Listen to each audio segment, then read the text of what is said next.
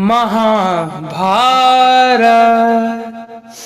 ये कथा है उस युद्ध की जहां हर एक शत्रु क्रुद्ध था पाप ही सर्वत्र सब में, बस धर्म ही एक शुद्ध था, धर्म ही एक शुद्ध था। नमस्कार, जय श्री श्याम, जय श्री श्याम, जय श्री श्याम। कथा व्यथा यूट्यूब चैनल में आपका हार्दिक स्वागत है। इस चैनल में आप सुन रहे हैं महाभारत के अनसुलझे रहस्य। महाभारत के अनसुलझे रहस्य की इसी कड़ी में आज आप सुनेंगे गंगा पुत्र भीष्म पूर्व जन्म में कौन थे, क्यों उन्हें जन्म लेना पड़ा और कैसे अपनी एक प्रतिज्ञा की वजह से पूरे जीवन बाल ब्रह्मचारी व्रत का पालन करना पड़ा। क्यों, जानने के लिए सुनिए पूरी कथा। जय श्री श्याम, जय श्री श्याम, जय श्री श्याम।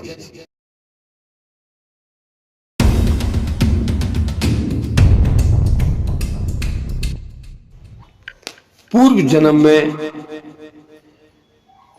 गुरु के आश्रम में देवता, देवपुत्र, वसुपुत्र, किन्नर, गंधर्व, समस्त लोगों के बच्चे पढ़ने जाते थे। नियम विधान ये था कि देवताओं के पुत्र प्रथम पंक्ति में बैठते थे, यानी सबसे आगे।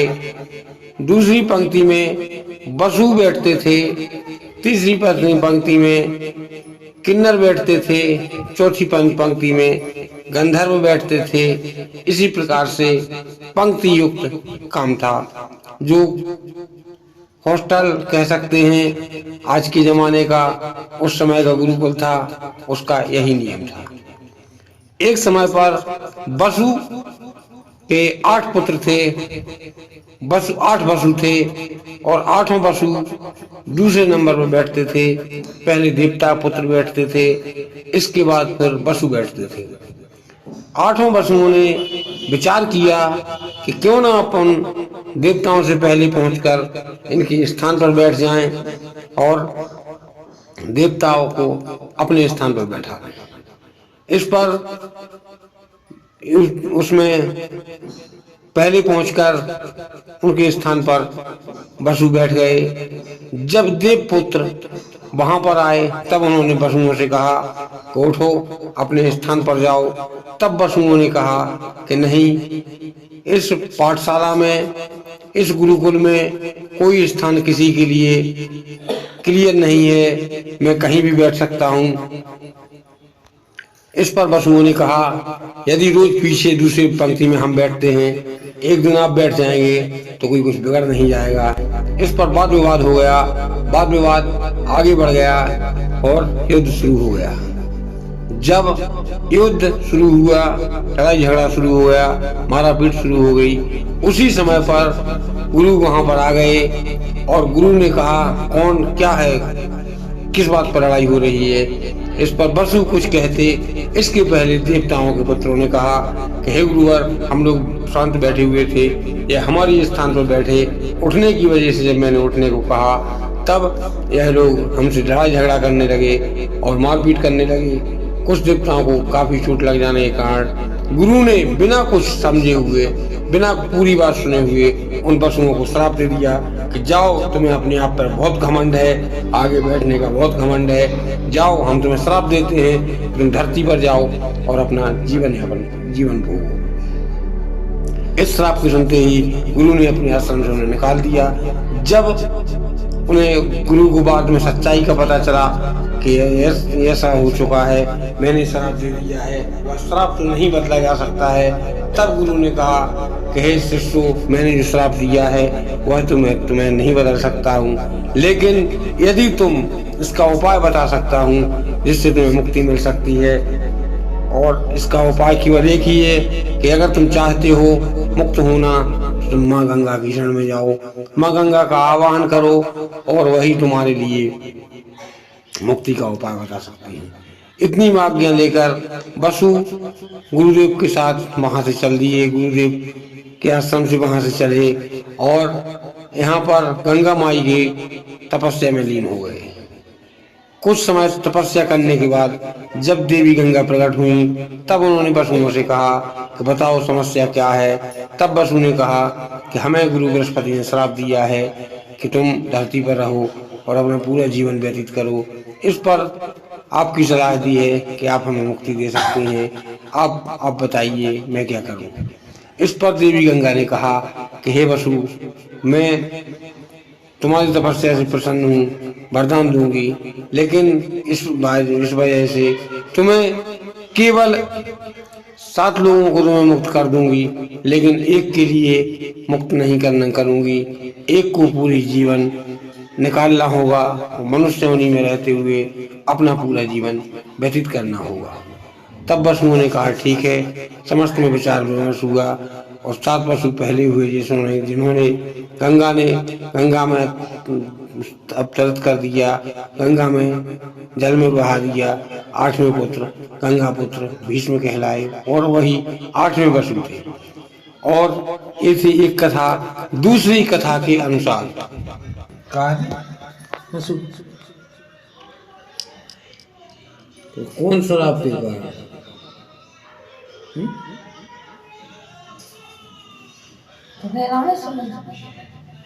बता ही नहीं रहे।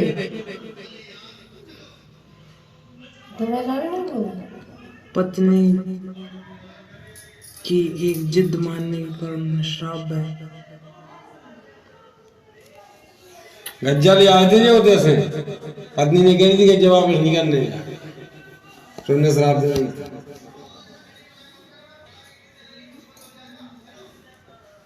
का शराब पी लो का शराब हाँ टोना हाँ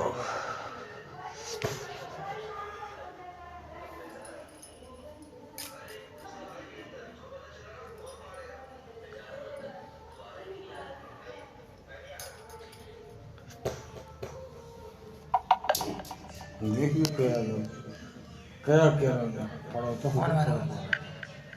क्या क्या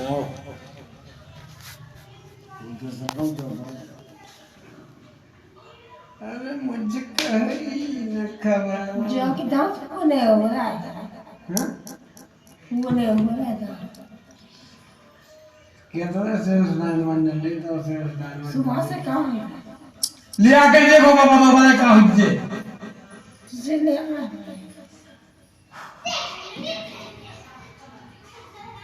लुत्तर हो तुम दूसरा ने रहो तो नहीं, तुम गोली खाती है वे ले आए थे, गोली फेंक गई थी दूसरे ने वजह सिखवाई दिया बताइए वो सब ठीक तो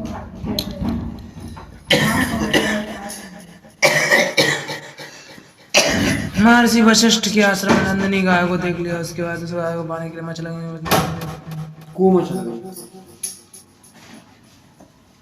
मचल गई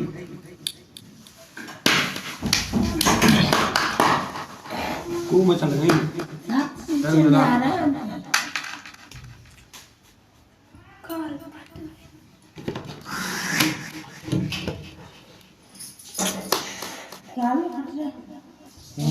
कपी न चोरी चोरी चप चप प्यार की पहली नजर है लगी इसके ना का एक बार हम करते हैं आते हैं कि क्वेश्चन ठीक है किताब क्वेश्चन आंसर नहीं आओ आज ही बच्चे पिया हां अरे रुक जाओ हां ये तो पत्नी को कहना तुम बेग तो हम पढ़वा रहे तुमसे या तुम नहीं कहना हो तो लुगाई किधर लुगाई कर दो लुगाई है लुगाई को कहना हो तो फिर मिलाना हो तो फिर मिलाना हो तो मुझे क्या पता विश्व सुंदरी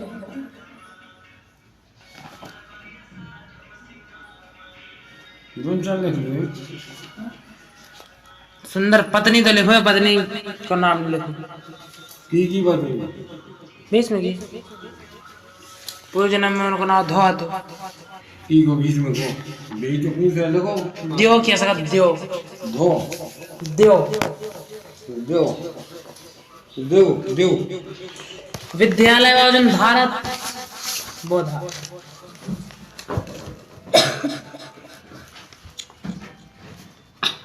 देव ऐसे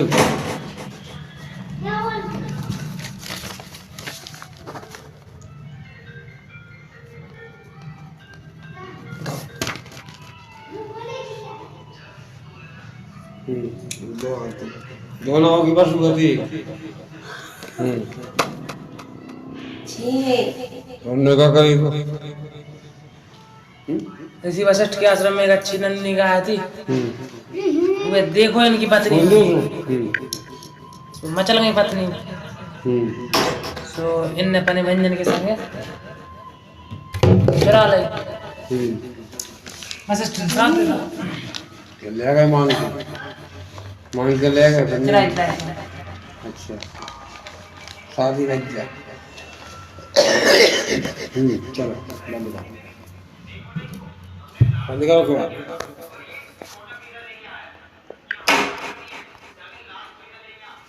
क्या तक बच्चा दी जब बुआ दिया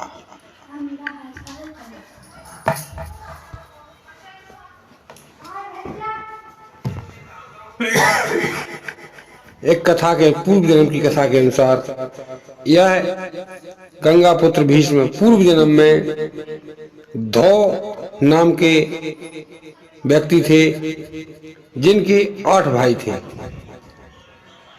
एक बार गुरु वशिष्ठ के आश्रम में यह अपनी पत्नी के साथ आए। गुरु वशिष्ठ ने उनका स्वागत किया, भोजन करवाया और उन्होंने गुरु से पूछा कि आप इतना सब कुछ कहाँ से लाते हैं। तब गुरु ने कहा कि मेरे पास कामधेनु गाय जो है समुद्र मंथन से निकली थी, उसकी पुत्री नंदिनी गाय है जो मन से इच्छा प्रकट करने पर सब कुछ दे देती है। मैं उसी से ही सब कुछ मांगता हूँ और मेरा आश्रम सब कुछ वहीं से चलता है।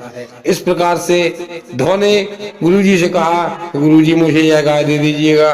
इस पर गुरुजी ने मना कर दिया और जब मना किया तब धौ ने वहां से चले गए। कुछ समय बाद रात्रि में आए और नंदिनी गाय को अपने साथ में ले गए। लेकिन नंदिनी गाय तो केवल देव गाय थी।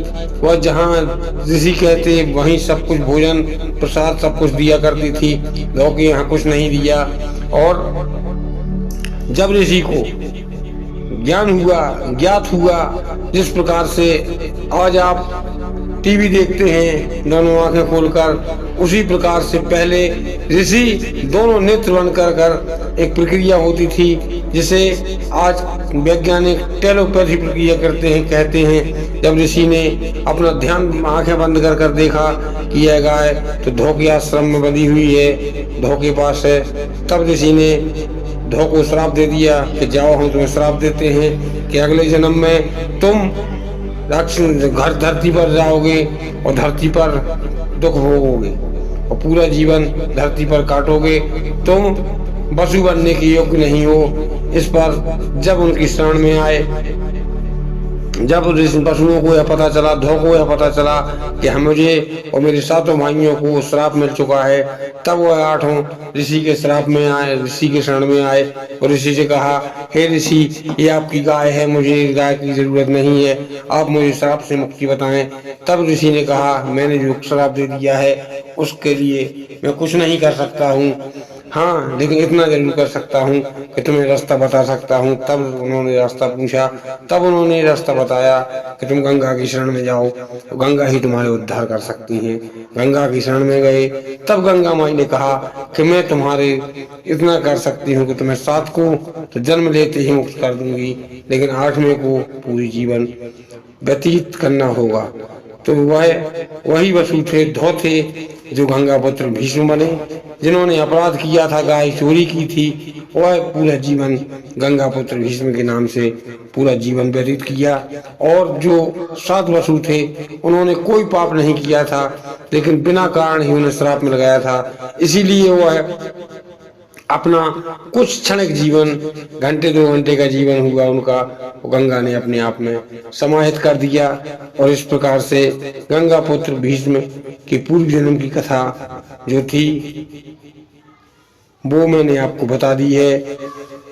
अगर कथा अच्छी लगे तो लाइक करें, कमेंट करें, शेयर करें। अगर इच्छा हो तो सब्सक्राइब करें, नहीं तो कोई जबरदस्ती वाला सौदा नहीं है।